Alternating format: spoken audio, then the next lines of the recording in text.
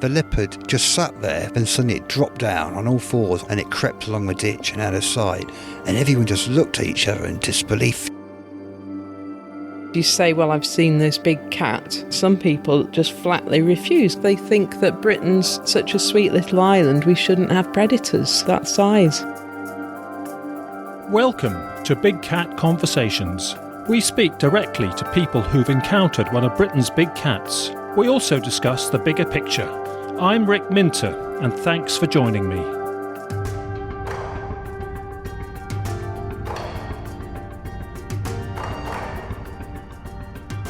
Hello everyone, and welcome to Big Cat Conversations. Our guest is John, and John is based in Staffordshire, and John's work takes him around the neighbouring counties, and he's going to be talking about two remarkable, and I do think they're remarkable, incidents he's had during his travels with his dog. He'll introduce his dog in a minute as well, and we'll be able to see photos of the second incident we're talking about on the website on bigcatconversations.com. on the references and links page. If you scroll down to the end, if you're listening to this on schedule, it will be the last episode. And John, welcome to Big Cat Conversations. Hi Rick, thanks for having me.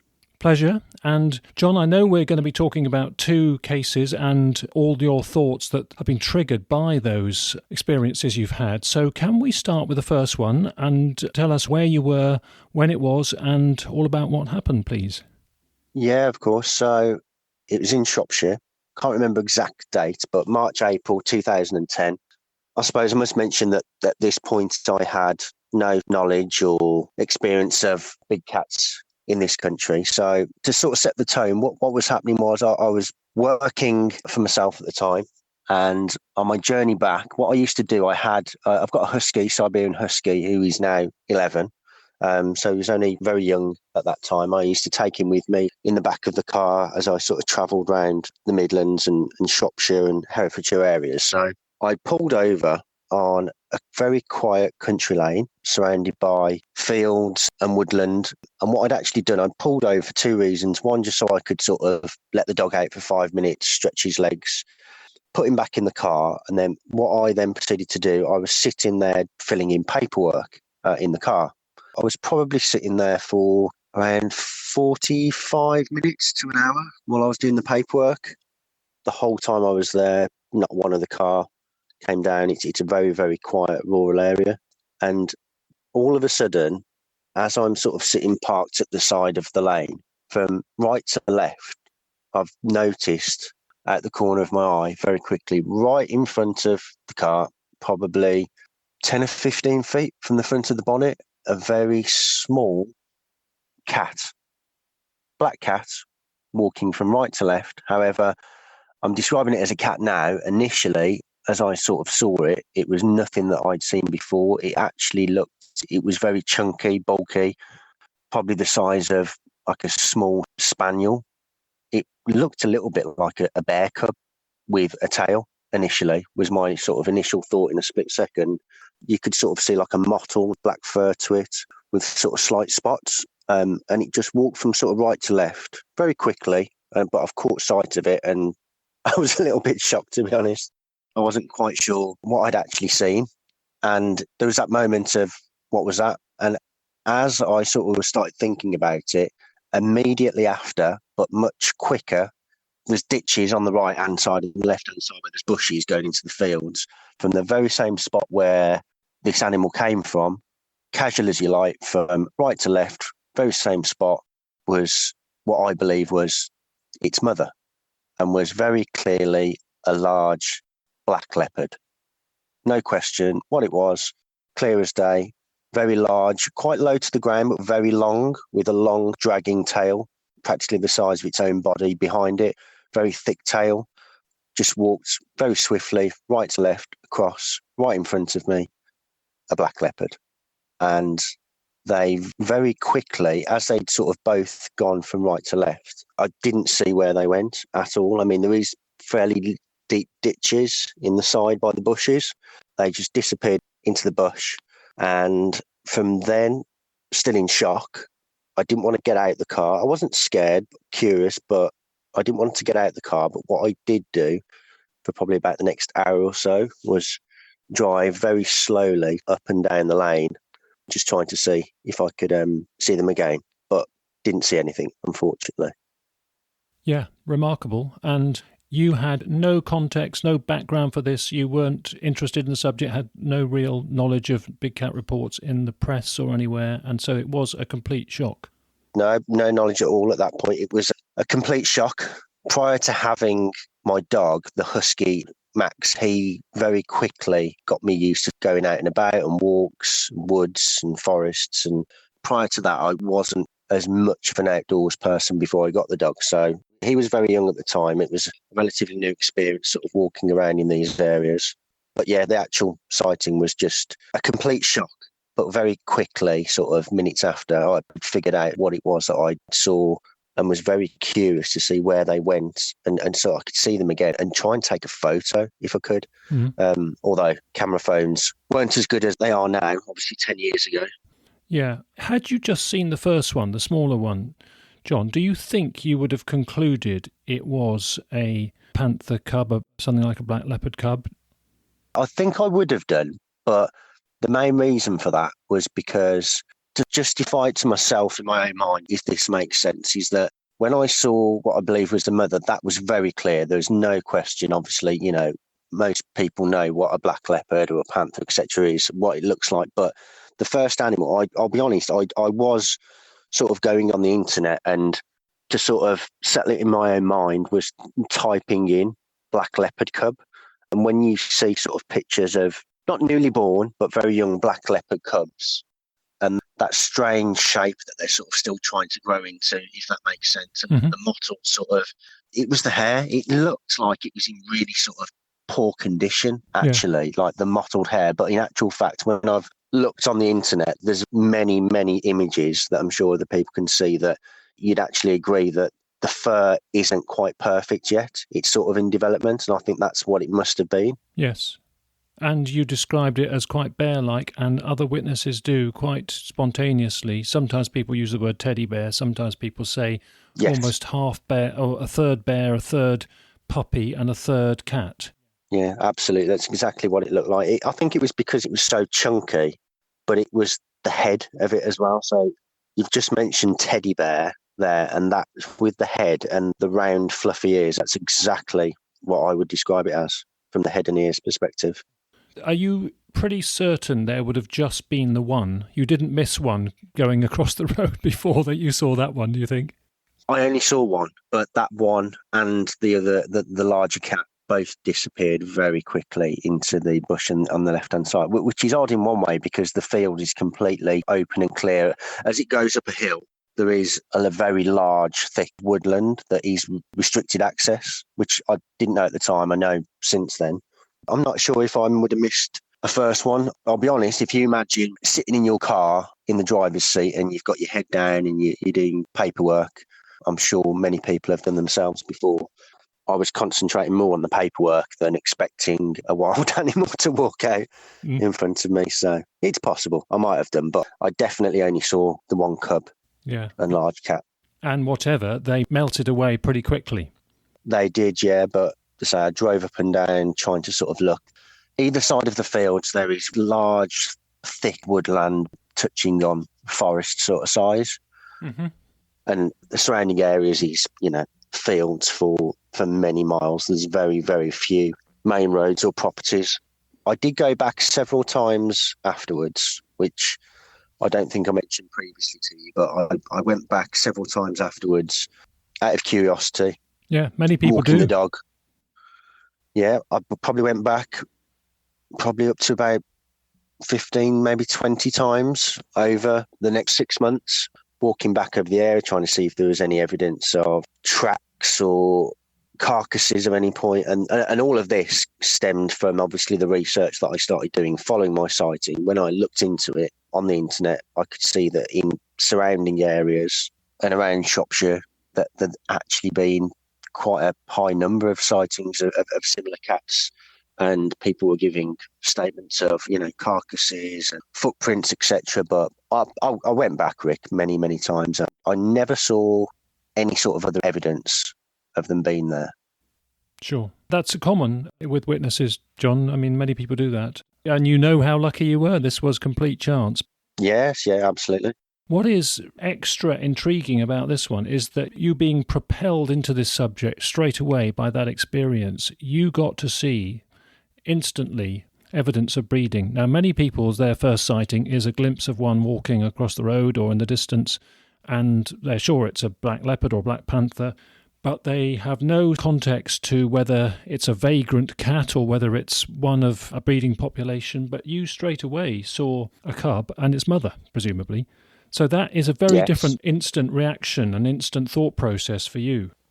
Absolutely. And like you mentioned before, what my thoughts would have been on it if I would have only seen the cub, I think I would have been pretty quick to figure out by looking on the internet and put in, my sighting, which is etched in my memory. It's obviously not your everyday occurrence. So it's something that, even though 10 years ago today, when we're talking about it now, it's as if I can picture myself reliving the sighting with it, the detail of it, everything, the location. So it might have been different then, but yeah, seeing the mother come out, which I assume it would have been the mother. I've not got or claim to have any knowledge on breeding habits or roaming habits of these cats. I've not got any experience with that at all, Rick. I'll be honest. I've obviously done a lot of reading up on other people's sightings and information since then. But it's a reasonable conclusion that was a mother and cub. I think most people would hopefully agree. I would think so. I mean, and it was only due to your podcast, which is great, by the way, I must mention, that it actually reinvigorated my interest in it and why I have obviously made contact with you, because I think I've probably not mentioned sightings to anyone for at least 2 or 3 years. And I actually went away from sort of thinking about the subject. I used to make a point following my sightings of killing 2 birds with 1 stone, of having a husky that needs to be walked for, a couple of hours a day, and the areas that I work and live in, just making the most of sort of trying to walk around in these areas and see if I could get any further sightings. That sort of dropped off a couple of years ago, my interest with it, and the few people I have told about sightings didn't really believe much of the information or the detail that I gave them. It was sort of laughed off. So I quite quickly went away from the whole subject, and it was only your podcast that actually prompted me to get in touch, and thought I'd share my sightings with you and the other listeners. Yeah, well, that's very nice and very nice feedback, because that was part of the thinking behind the podcast, that it would prompt people to come forward and to rethink their experience and to share it. And so glad you have done, and glad to hear it's been helpful in that way. And how frustrating was it for you, John, to have people not quite sure about what you were saying? Even in the family, I guess, people weren't sure that what you were saying was correct. Yes, yeah. I can't recall at that time that there was anybody that actually believed. How did they write it off? What were they suggesting you saw? It was probably just a couple of feral cats, dogs. When I tried to explain the size of, obviously, the size of the large cat, which I would put at the same size as, I've got a male husky, I would put it the same size as the husky. Probably not as tall, probably a little bit lower, but much longer, with a much longer tail. The size comparison, there's no way that anybody could describe it as a dog, or definitely not a domestic cat. I think an opinion that a couple of people had was it's rural areas. And I've seen a couple of feral cats myself that are quite large, because they're obviously living off the land and have a completely different diet to domestic cats. But there's a massive difference in a feral cat. I mean, I've not seen a feral cat that was as big as the cub, nowhere near it. Completely different shape and size. What about the mother, the larger one? Could you give us a more full-on detailed description? I mean, you've said it was long in the body and long in the tail, but anything more? Yeah, a very large chunky head, round ears, very similar sort of teddy bear-like ears to the cub, just larger. It looked as if the ears were sort of slightly down. I'm not quite sure what that means or what that reflects on their movement at the time, but that was from what I saw very briefly in the sighting. But it was the coat. It was the sort of like shiny, gleaming black. I mean, just quite spectacular, really, like the coat. And the thing that stood out most, Rick, I think, was the thickness and the length of the tail. It must have been, which is obviously very different to dogs or domestic cats. It was just very long and thick all the way, and it was about as long as the body, I suppose, is the easiest way to describe it. But that was definitely the standout thing. Yes, I often think they're like a bulrush all the way through. Yes, yes. Yeah, and people say that. People say uniform thickness, like a sort of pipe cleaner or like a piece of rope. That's consistent. Doesn't taper off at the end. It was just pretty much the same thickness all the way to the end. Can I ask about the texture of the coats? It's rare for people to see rosettes or texture which might be leopard-like rosettes, because a lot of people don't figure out that these are leopards or leopard-like cats, and they just use the word panther. But it's interesting that you concluded fairly swiftly that this was a leopard from seeing the texture, particularly of the cub. Is that right? Yes, yeah. It was very slight on the larger cat. It was very prominent in the cub. Much more prominent. From what I've looked at in research since, I think that generally seems to be the case. Stands out a little bit more from a younger age. I couldn't comment on the eye colour of either cat. That's the one thing that I didn't really see clearly. I think I was more concerned about the actual side-on view, which is what I got perfectly. They didn't look towards me. That's one thing I would say. It was like they were just very focused on the direction they were going. In some ways, a broadside view is better than a frontal view because you can gauge scale and movement and poise and everything from that. Yeah. We'll get on to your view on what you feel on the bigger picture and on Big Cats Living Wild later. But I presume it's affected you, influenced you emotionally more seeing mother and cub straight away, because don't forget, some people's first viewing of a cat, luckily this is pretty rare, but you do get people whose first ever experience of a panther, black leopard or puma, is that it's hissing or snarling and giving them a warning. And that's obviously fairly different in how you're going to react. But your first encounter was mother and cub. Now, has that affected you, your emotional response to the subject, do you think? I think so. From my initial thoughts following the sighting, I was more curious than scared. I don't know what it was, but even though they're obviously a large, big cat, it didn't make me feel like there was anything to be worried about or threatened by. And when I initially went back and thought about it and started looking more into the subject and doing the walking around and searching, etc. myself, my initial opinion was that even though it was mother and cub, these cats were being released by people. I didn't truly believe at the start of it that they were breeding out there. Okay. However, my opinion has changed on that, I must say. Fair enough. Okay. I think we can get on to the second encounter now, John. That's all very, very helpful. And presumably, although you were out on the alert for big cats because of that, but you'd had lots of frustrating drives around the area and looks around the area and never seen anything, I guess you were thinking that it was never going to happen again. And then it did in Herefordshire a few years later. Dog walking again. Completely different area and purely by chance, Rick, and very lucky. However, since my first sighting, the amount of time I've spent out in forests and countryside and areas where there's been many other sightings, I kind of hoped in the back of my mind I would have had more sightings. So this would have been about 4.5 years later. It was like October 2014. This was now in Hereford area. Once again, I involved me with work. The dog's out with me. Got a couple of hours to spare to walk the dog. So it's a very thin, high path, high wooded area, very secluded area with woodland and surrounding countryside and forestry. Now, down to the right-hand side of where I'm walking is a very steep wooded bank. As we're walking along the path, my dog is off the lead at this point, but always stays very close to me, walking along the path and then probably 20, 30 yards ahead in front of me, out of nowhere, from left to right, out walks a big black cat. Very obviously a large black leopard.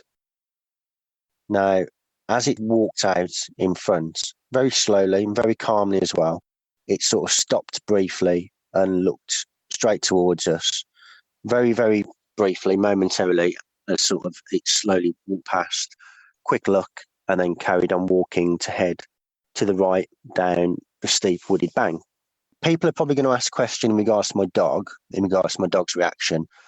I must point out that even though he's a husky, my dog is very relaxed and a bit wet behind the ears in regards to, you would expect a husky to spot wildlife quicker than you, when it's normally me that spots it a lot quicker than him. Yeah, I was wondering, yeah. No, he was very just sort of, there is deer in the area there, which I'm fully aware of now. So when there's deer, he tends to sort of head down, sniffs the ground, and is oblivious to everything else that's going on around him. So as I've spotted the cat, I've quite quickly grabbed him by the collar. And if you can imagine that I've got my left hand on the dog holding his collar, and I'm still trying to hold my head up and spot where this cat is heading, because this time I wanted to try and get better sighting where it was going and try and get a photo. So with my left hand, I'm trying to hold the dog. And with my right hand, as I'm looking where the cat's going, I'm trying to pull my bag off my shoulder to get my phone out of the bag and the rucksack on my back. So as this is all going on, I've managed to get the bag off, get the phone out, still keeping an eye on the cat that I can just about see that is walking down the steep wooded bank. Mm-hmm. One thing I must say is that considering it was October and any other animal that's roaming about, my dog included and me, when you're walking through, and there's a lot of branches and leaves and stuff on the floor, when we're walking, we tend to, even if we're trying not to, still make a lot of noise. But this was a big animal walking down a bank with leaves and branches, absolutely silent, absolute silence. Couldn't hear where it was heading. It was me having to keep an eye on its tail was the thing that was helping me keep note of where it was going. So it's headed down the wooded bank. And then at one point, it then stops, turns around by a large tree. And I couldn't quite make it out, but it was if it was rubbing or if it was like urinating on the tree or near the tree, but it was definitely doing something. It wasn't scratching the tree, it was doing something to sort of rub alongside it or urinate, one or the other. But then it then proceeds to sit down, sitting upright. At this point, it's side on facing from right to left at the bottom of the bank. At this point, I've got my phone in my hand and I've snapped a couple of photos. Now, it's quite some distance away where it is. So I've pressed it, snapped a couple of photos, and then it sort of kept looking up towards us. So it kept turning its head, very relaxed, nonchalant, just looking towards us every couple of seconds. So I've had time. I have actually zoomed in and then taken a couple of other photos to give a bit more shape and perspective in comparison to the size of the area and the trees, etc., which I believe gives a good example of how big the cat was. So, and this is all happening fairly quickly, but what I've thought then is at some point this cat has got to move. It's got to walk off. So I've then got my phone, trying still to keep an eye on the cat. As I'm trying to get it on the video mode to take a video, the cat starts to move from right to left, the direction it was facing. And before I could actually press on the video, the cat is out of sight. I have actually got, which I'm happy to send to you, Rick, I have actually got that video clip of when I've pressed it, when it literally has just moved. If somebody's got better quality enhancement or equipment than I have, I think you can see the end of the tail as it walks off. Yeah, but it's just tantalising and frustrating because there's not enough of it, presumably. It is. Do you know what? If it had been seconds earlier, but you can hear actually on the video, you can hear my breath. You can hear me like my deep breath, like not the panic, I wouldn't say, but the sort of the suspense of the whole moment. And as I'm explaining it now, it sounds like it went on for 10 minutes. This just wasn't the case at all. From start to finish, it happened very quickly. But I was very lucky enough to take photos of the cat at a distance and then zoomed in as well. Yeah, and all the while you're holding the dog on the lead with the other hand, aren't you? Yes, yeah. I'm just holding him by the collar. He's a big dog, so I can stand normal and hold him because he's a big dog. Yes. He was oblivious. Like I say, he's a very good dog. He's a very sort of obedient and relaxed dog. If I'm holding him by the collar, there's no struggle or there's no noise or no nothing. He's just sort of very obedient and relaxed. He didn't notice the cat at any point. It would have been easier if you'd have had two hands, though, presumably. Yes, yeah. It would have been much easier. But I suppose on that note, I probably wouldn't have been out there without the dog. I'd only walked in this particular area, working over in Hereford area, wherever I was at the time, and seeing customers, I would just look on Google Maps and just look and think, well, there's a wooded area. Let's go to it and let the dog off for an hour. There was no plan in particular areas where I'd go. I had walked there once before, But I think because this was 4.5 years later after the first sighting, I'd given up hope, I'll be honest, by this point. The first couple of years after, I went out thinking, well, I'm definitely going to see one if I'm walking around the forests and, thinking it would be easy, when in actual fact, I think if you go looking for one, you're very unlikely to see one. Yeah. Yes, I never expect to see one again in my life, basically, and I'm out regularly following up witness reports. And in a way, John, you've had in those two encounters what most people would regard as the ultimate experience. You have seen a mother and cub and you've had the chance to take a photo. Now, if you'd have offered that to any anorak like me, anybody who pursues this subject, they would think that that's very unlikely to happen, and they would think it would be the most incredible highlight of their whole sort of career and interest in pursuing big cats, and it's happened to you by chance. So you have had the ultimate, really. Yeah, I suppose I have been very lucky in one respect. Although sometimes in my own mind, I think that over a 10-year period and the amount of time that I have spent 6-7 days a week, spending hours out in these particular areas and countryside, and even areas where I've researched where people have had other sightings, you just keep hoping and hoping that another one's going to come along. But yeah, I'm glad I got the photos on the second sighting, although it was over 5 years ago. The quality of camera phones, even over the last couple of years, has got much, much better. And it would have been nice to have got the video shot. But I've been to the area and done comparisons with my dog and looking down at where the cat was, and not to justify it to myself, just to justify the photos to other people. Yeah, if we may, John, we'll put one of those on the website as well with the original photo. More than happy to provide them and let people give their own opinion. Like with any photos that come out in this subject, Rick, in this country, there's always going to be debate, let's be honest. I think as clear as any photo would be in this country, there would always be people asking questions of size, colour, location. I don't know what your opinion is and how you think that what is the ultimate evidence for this. I'm not entirely sure, because there will always be doubters. I suppose people have just got to be confident who have seen them out there, just confident in their own sightings. Yes. Well, I think most people do want the visual. I mean, and most people go for DNA, body and visual record in a photo or video. Video footage is obviously far better, but it's more difficult to get on the perfect level. But it's also a numbers game, I think. Whatever kind of evidence and better quality evidence you're going for, you want several samples of it, really, to show the bigger picture. And I guess you really want evidence of breeding for all the candidate cats, the mountain lion puma type, the black leopard panther type, and the lynx type. And of course, that could take a long, long while. And maybe we shouldn't be in a rush. I think it's inevitable that some of us feel we should be in a hurry, but it'll happen when it happens, and maybe the time it takes to get there is helpful to help us all acclimatise and get things. Let's hope so. Yeah. My personal opinion is that I think at some point, with all the technology and with the likes of yourself bringing the podcast out and bringing people's attention to it, and I imagine you would have seen that the more that you speak about these subjects is the more that people come forward and go, oh, well, actually, I've actually seen one. And because I've had that on a couple of occasions where you get in conversation with people and they quite calmly mention that they've had sightings themselves, and they're obviously out there. It's easy for me to say because I've obviously had 2 sightings. I've seen a cub. I know what I've sort of seen. And they're obviously doing a very good job of keeping themselves to themselves and doing what they do best. My photos, as good as my sightings are, and my photos that I believe are good, genuine photos of you can see scale, and sort of from a distance, you wouldn't even see the head of a domestic cat.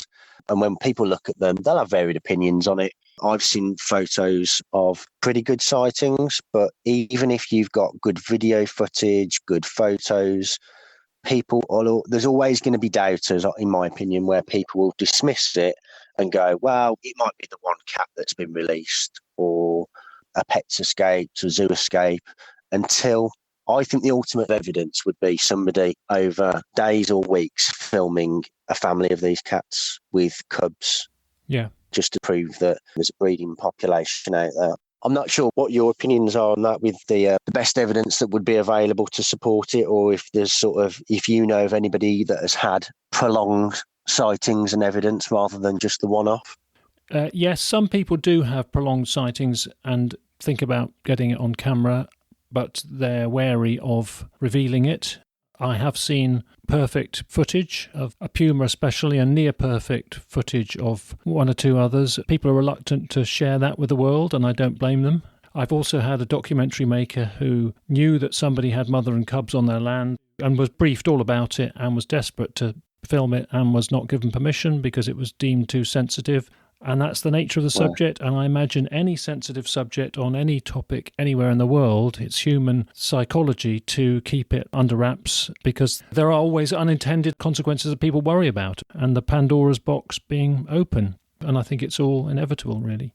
You're absolutely right. That I'd probably be the same if I had a certain amount of land or as a farmer or etc. That if I had them on my property and they were there and they were breeding and they weren't causing anyone any harm, I probably wouldn't tell anyone. Yeah.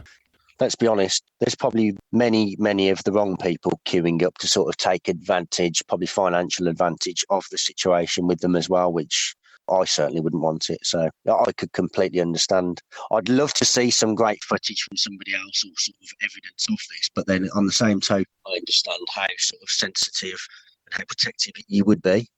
There was one additional thing about the Hereford sighting. I mean, many times I returned to this spot walking the dog for many years because of where the area is, how it's set out. It's secluded. So I thought there's a very good chance there is like cave areas as well. Mm-hmm. So I've not been close up to them because they are very difficult to get to. But I kept going back because I was pretty confident this might be a place where the cat might actually stay and repeat visits. To explain where the area is without giving it away too much is that on the approach to this high area, there are 4 or 5 very separated houses in the area that were built for purpose within this area, sort of very secluded, out the way, very, very quiet. However, on one of the occasions I was there, as I approached the area to park up, I saw a postman. Mm-hmm. So I thought I'd take the opportunity of get out and speak to the postman for 2 reasons. He was sort of looking at me as if to say, you're not from around here. So I wanted to make sure that he was okay and clear that I was just there walking my dog. But in conversation, I said, do you know if they've got some sort of like large wildcat here, like a leopard, panther that could have escaped or they've let out? And he very, very casually said, oh, no, that's the panther that lives around here. I went, all right, okay, panther. And he said, oh, yeah. There's probably a few around here, but there's one that we've all like seen it several times. I've seen it a handful of times, just roaming around very casually, as if it was a large fox or a badger. Yeah. That relaxed. Local knowledge, matter of fact, yeah. Yeah, local knowledge, there's probably in this whole area, there's probably a dozen people that probably live there, 20 at max. And it was just, we all know about the cat. Yeah. And sort of more interested with looking through the letters that he needed to post. And that was probably 6 months after the sighting. That was a very good indicator to me that there's at least this one cat that would be staying in the area. And because of the caves and the secludedness of it, that nobody else walks around there. It's not a dog walking area. I kept revisiting the area, hoping that I would get another sighting. I was there as recently as yesterday, walking the dog. Going back to the casual reaction of the local people and keeping it under the radar attitude, I think that is common. And I think you get visitors to an area who see one may well tell the press or tell other people, but local people who see them tend to keep it relatively quiet because they fear that invasion or fear the spotlight coming to their local area and any consequences that might be a bit daunting for them. So I think it's quite natural for people to just keep it low key, and some people do almost take it for granted. It's another animal in the countryside to get used to, and they have sort of got used to. And I think we tend to think that everybody's okay about it, but for some people will have different emotional reactions, so we've got to understand that. We can't all feel the same. And talking through the issues, I think, is helpful. Yeah, absolutely. Can we just get back to the experience of taking a photo? Because I often say, when people say, how come people don't take photos with their mobile phone? You'd think more of that would happen. One of my responses is that about a quarter of witnesses have got a dog or a horse with them, and it's just too difficult to take a photo when you have got an animal with you that you've got to keep under control as you're seeing a big cat or experiencing a big cat. But you managed to do it. Yes. So that's, in a way, you've proved me wrong that it can be done, but it was extremely challenging, though. It was challenging and difficult, but I think that the reason why I'm probably more prepared to do it was the fact that I'd spent the last 4 or 5 years waiting for this to happen again, and was always going to be at the back of my mind poised ready to try and get a photo. So you were primed. Yes, yeah, definitely, because I would imagine that the majority of people that have sightings only ever have one.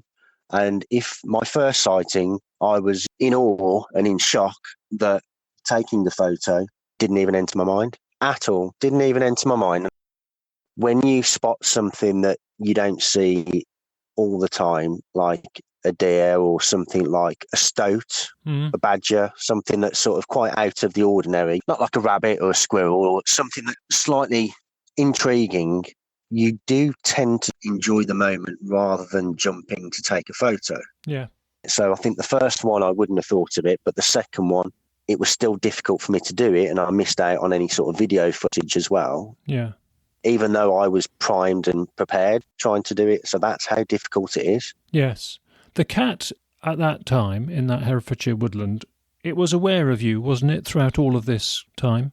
Yeah, absolutely. Just kept looking over every couple of seconds, and it was looking just very calmly, very confidently.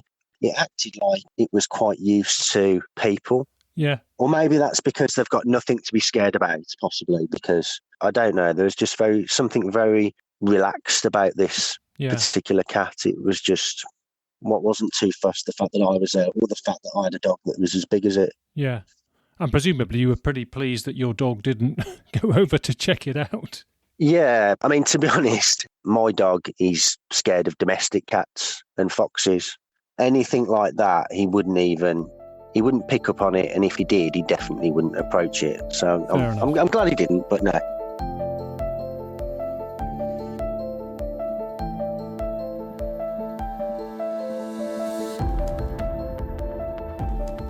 Time now for our word of the week, and for this episode we have melanism.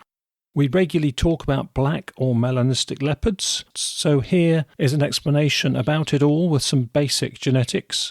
John, our guest, reported a black cub and what appears to be its black mother. And as we find, apart from the tan-coloured puma-like cats, all the panther cats reported in Britain are black. It is extremely rare for a credible large spotted cat to be reported here. So why do we seemingly have black panther or black leopard-like cats breeding on black in Britain?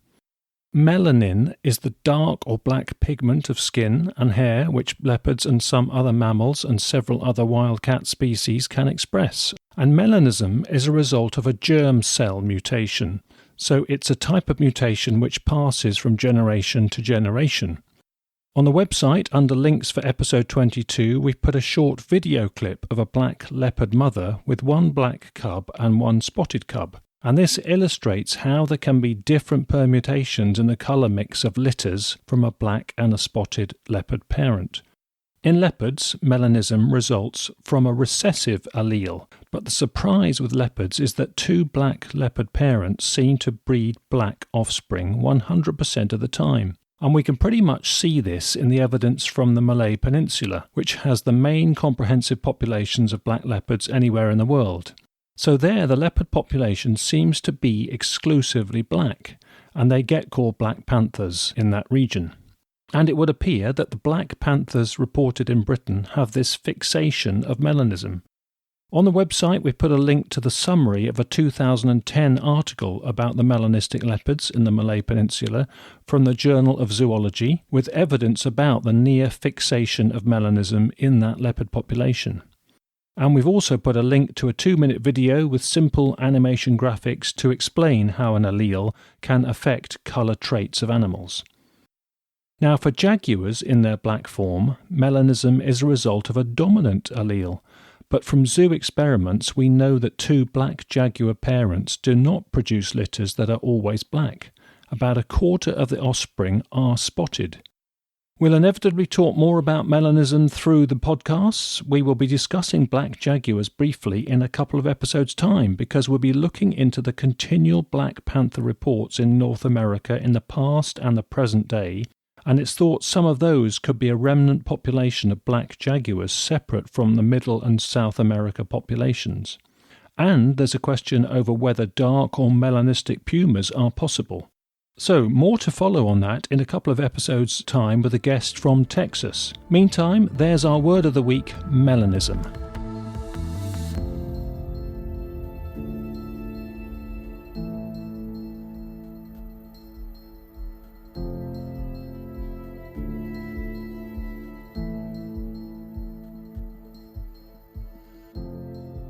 We'll go on to Cannock Chase now because that's not far from you, and you have picked up on the grapevine of sightings there, although it's gone quiet, we both reckon, in recent years. But I would say that we would love to hear from any witnesses in Cannock Chase. I've said this before, and we'd like to do an episode based on sightings from Cannock Chase, if anybody would like to come on the podcast. But John, tell us what you've heard from Cannock Chase area, if you could.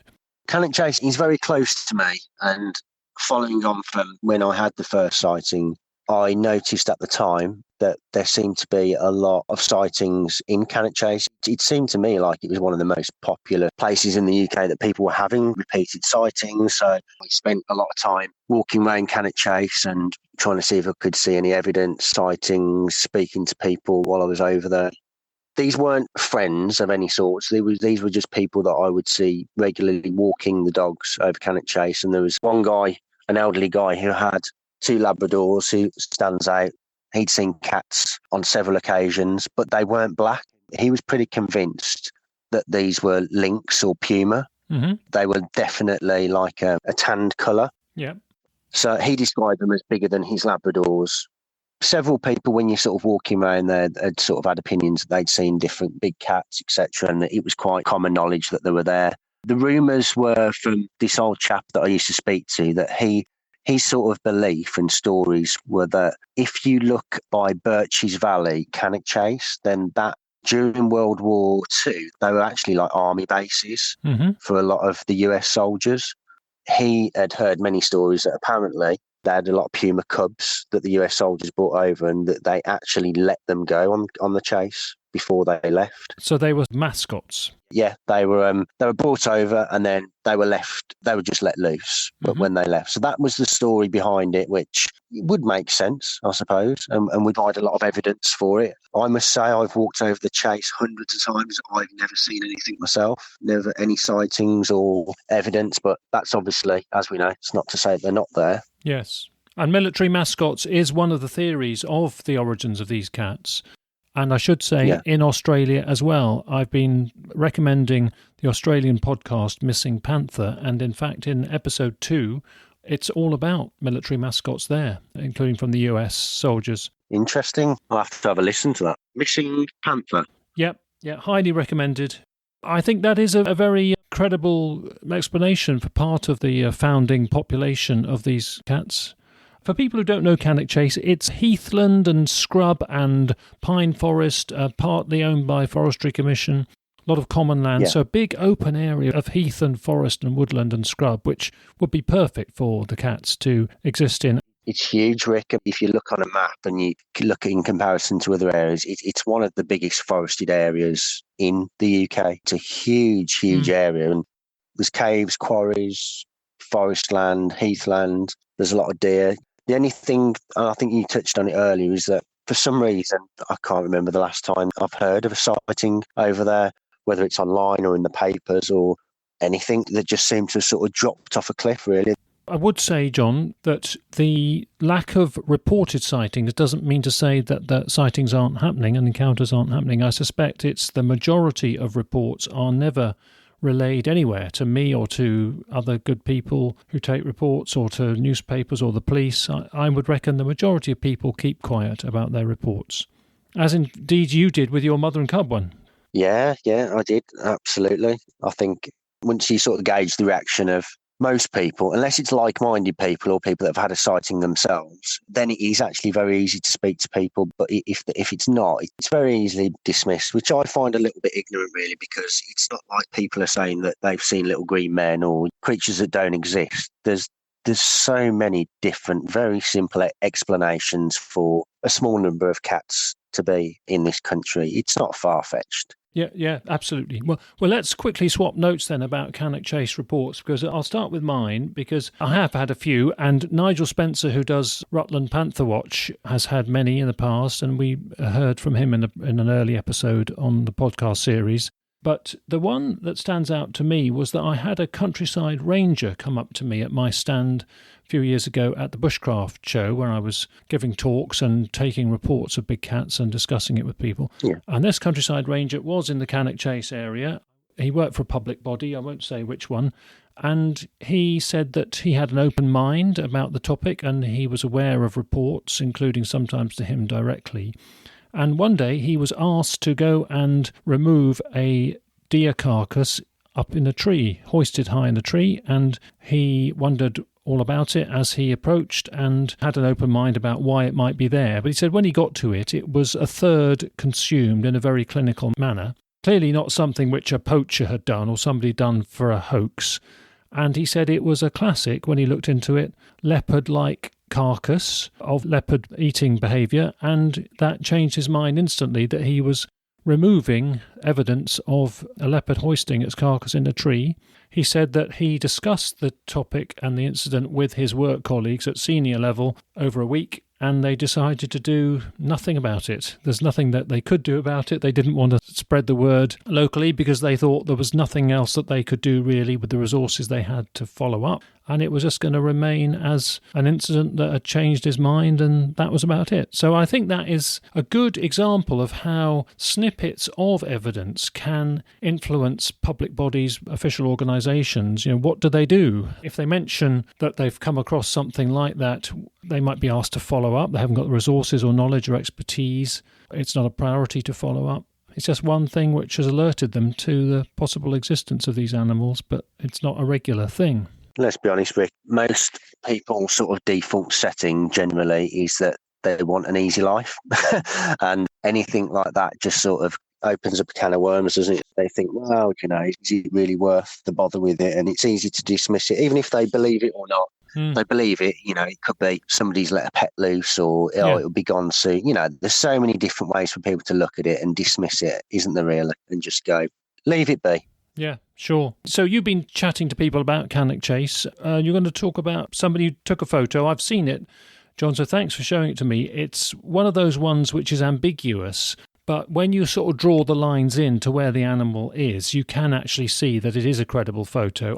We can't put it on the website because we haven't got the permission from the person who took it, but it's a classic one that if I showed it to my other half, she deliberately laughs at me and says, bring me back a perfect 10 out of 10 photo and stop messing about with these things that detract from the credibility of the subject. But of course, the likes of you and I who are interested have to look at these grainy photos and work out what they are, because it gives us heart if we think it is a big cat. Absolutely. I think you're absolutely right. There's two things to that. In putting the photo out there is that we don't have the permission, but that's only because the work colleague who took the photo, ex-work colleague, he moved over to France and I can't seem to find him. Mm-hmm. The photo is ambiguous. I see the evidence from 2 points of view because I obviously had the conversation with him. It was something that he'd had the sighting that was a little bit more detailed than just that photo. He'd kept it quiet from a lot of people because he'd shown the photo to people and it wasn't a 10 out of 10 photo, so to speak.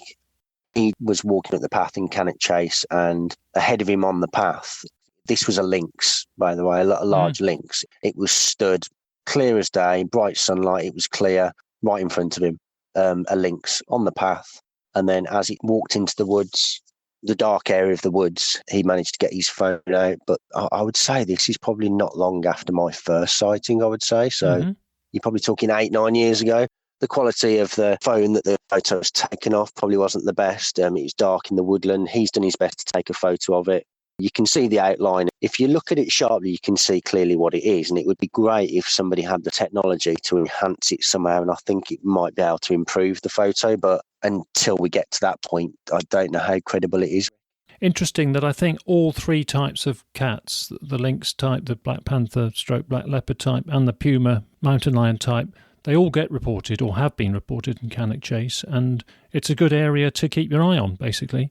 Sightings probably have dropped off in general. A lot of that I put down to the fact that people are probably a little bit more relaxed about the whole subject now, and it's not such a big surprise. In certain areas, Hereford, for example, where I saw that postman, Cannock Chase, the people that are out there on a regular basis or in the area, it's probably not such a big deal to them now, and so it's probably not as highly reported. Yeah, sure. I think sometimes when you get reports also, it's a journalist who's new on the scene to the subject who thinks it's interesting and they're more keen to do a report. And some of the experienced journalists who've done it all before think, well, it's just another big cat report. There's no great shakes in that, so we're not going to give that any priority. So I should add that I have had reports myself second-hand, but from very credible wildlife people in that area in Herefordshire where you had your encounter and where you took the photo. Exactly that parish, at least.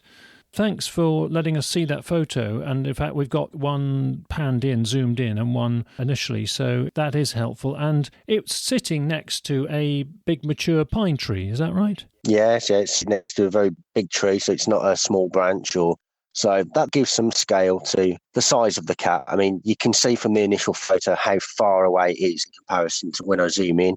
It would take a few people to do it, but I'd be more than happy to meet there and try and use a cutout or my dog or something as a comparison and retake photos to give people a better comparison of it. I'd be more than happy to do that. We may have to wait till after this frustrating and very worrying curfew on the virus, but hopefully life will return to normality in coming weeks and we can get out and about again. Let's hope so.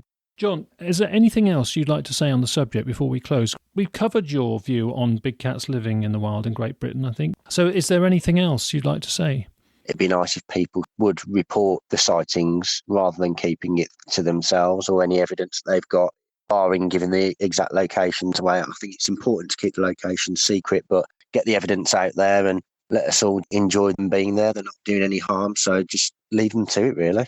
Hopefully, the podcast is great, I must add. You're doing a good job of obviously bringing a lot of good witnesses to the attention of other people, and hopefully that will bring out more witnesses. Lovely. Well, thank you for those kind words, John. And you've just added to the mixture of material we have on the podcast, hopefully. And finally, do you expect to see a big cat again in your life? I'm going to continue to go on these walks into these areas as much as I can and just sort of hope, really. But I suppose, yeah, I would like to think so. Okay, but what if it was a frightening experience? What if you suddenly felt very differently because you were up too close or you were traumatized? You've got to think about that. So what do you think about having a different kind of experience? That's a good point. I think I might think very differently about it if it was in a different scenario. But being close to, particularly with the second sighting, the first sighting, some people might say that is ideal because you're in confined space, you're safe, you're inside a car, you're at close proximity, you see a mother and a cub, which is great. But the second sighting, being in close proximity to wandering in an area where there was nobody else around, where it potentially could have put me in danger, it just didn't give me the feeling that I was in danger. I don't know why, but it just didn't. Hopefully I won't have a worrying encounter, but hopefully I will have another in some fashion. Sure. Yeah, and I think as we've largely sort of discussed on the podcast, they seem to treat us with contempt almost and ignore us and go about their lives in a confident way because they can do. They're not stressed in any way and they don't see us as a threat and they probably feel there's a slight risk of tangling with us, so they don't bother. I think you're right there. They're not at threat, are they, in reality? So they're quite confident in that respect. Animals are intelligent, particularly predators, and they're obviously aware that they're not in any particular danger, so they just go about the business quite confidently. Yeah, sure. John, I want to thank you very much for coming on the show and sharing those experiences and allowing us to see a photo. Lovely bonus to have a photo on the website as well. If we get feedback on the photo, I'll relay it on a future podcast and certainly relay it to you. Meanwhile, thanks ever so much, John, for coming on the show. Great, thank you, Rick. Thanks for having me. Nearly finished now, so a few messages before we sign off. First, back to the point when John asked me about evidence. I need a big slap on the wrist because I didn't mention the tooth pit work. That's all about analysing the tooth marks on the bones of suspected prey. We looked into all of that in episode 9, and it's an important way of finding potential signs of the cats. It's work being conducted at the Royal Agricultural University in Cirencester. I'm pleased to say that this podcast and people involved with it have directly helped increase the number of samples that current students are analysing in the lab, because since we put out episode 9, 2 of the past guests have found toothpit samples in their own areas for the ongoing study. And that's splendid because they're both from Scotland, and that helps spread the geographical basis of the database. One of these samples has been checked and it was validated as a triangle carnassial matching leopard and puma scale and pattern. So that's a big plus. And in episode 17, Paul, our guest, said he found a stash of bones, what might be called a graveyard situation, when he followed up a report of a panther crossing a road and going into a forest. Paul said he'd go back to that area, look for toothpits amongst the samples. He's done that. We have a photo of one of the key samples that he's found which did have toothpits on it. That sample is being sent to the Royal Agricultural University now, so well done to Paul for that, and people can see a photo of it under episode 22 on the website. So all of that is a note to recognise that there's a whole spectrum of types of evidence from secondary to primary evidence, and it doesn't all centre on video and photographic footage as much as we like to look into that. The final point to make on the show is that here we are in lockdown in mid-April, and the last 2 weeks has suddenly become busy with reports to me and to some of my close contacts. 2 here in Gloucestershire are worth mentioning. One is that a lady and her husband were in the Stroud Valleys area in the South Mid Cotswolds. They saw a tan-coloured cat resembling a puma in a wooded valley, and the lady reported that her husband, who saw it with her, has already erased it from his memory because it was far too awkward to process. I wonder how much of that actually goes on amongst witnesses. Probably a fair bit, and it's quite understandable, I think.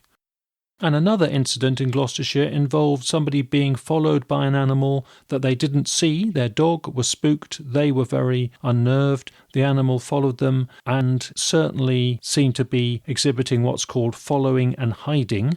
One report on the edge of Exmouth was seen in the grounds of a hotel from a balcony for about 40 seconds. The witness believes it may well be a subadult puma, a young puma, mountain lion type cat, because it had markings, possibly resembling the blotchy brown spots that young pumas have till they are 8 to 10 months old. For our next episode, we are staying in the Midlands. Our guest will discuss his sighting in Warwickshire, and he also had an encounter with a puma, a mountain lion in California, which we'll hear all about. More recently, he's had an A-grade deer carcass which turned up on his land, and we'll discuss what he did to examine that for big cat evidence. As he is a horse trainer, we'll hear a bit about horse reactions to big cats, which we touch on sometimes in the podcasts. Righto, that wraps up this episode, and as ever, thanks for listening, everyone. I hope you're all staying upbeat during this unsettling time with the virus situation, so please take care and bye for now.